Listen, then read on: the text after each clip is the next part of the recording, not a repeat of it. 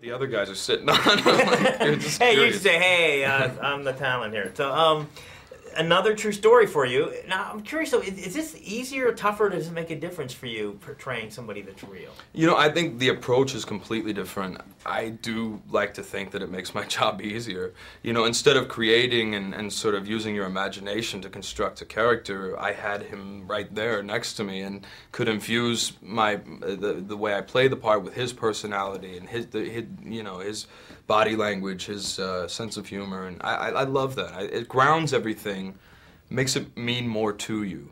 There's a responsibility level there that's added to play a guy who, and you're telling his story, and it also, I don't know, it makes it that much more real. How does it feel though when the days that he's on the set consulting? Are you feel like you're a little bit have to be on your game just a little bit more, or is this? Maybe to an extent, but I wanted him there more because I could find, like, you know, what happened. I would say to him, what happened? What were you doing right before this happened? You know, meaning the scene we're about to shoot. And then he would tell me, and it would give me something completely different to take into the scene than I would have had he not been there. And Chris and I could not have done this without Eric's input. You know, I just met Eric, and all I can say is in my 5 minutes with him, I really like that guy. Yeah, He's so likable. He is. Amazing personality, sense of humor, super smart, driven, energetic, yeah. Now, in the film, Eric is so critical of his own work. And for instance, he said that I should have been one alley over. Right, the lighting was better. Right. I'm wondering, what about you when you see yourself or you see the performance? Are you the same way? Yeah. I can barely sit through most of my work.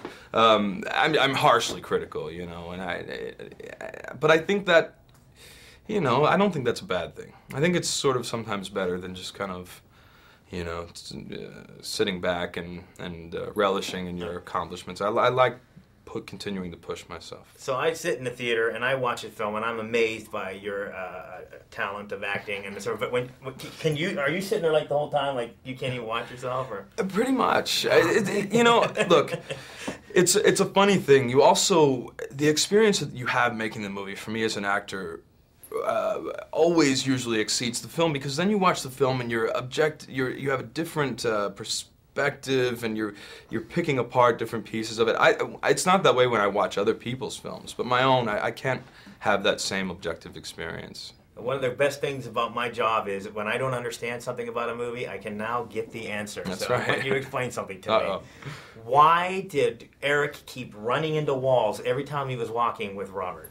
It's just... Oh, okay, I'll tell you why, and this is kind of funny. He had an eccentric walk, where he would almost always walk on an angle, on a slight angle. So if you're in a hallway with the guy, he'd eventually veer over until you're walking like this. That makes perfect sense now. Yeah, he had these strange idiosyncrasies that Eric would tell Chris, and Chris would get so excited. That's a gift to an actor. When you tell somebody to start walking a little sideways. Was that for intimidation reasons, you think, or was that?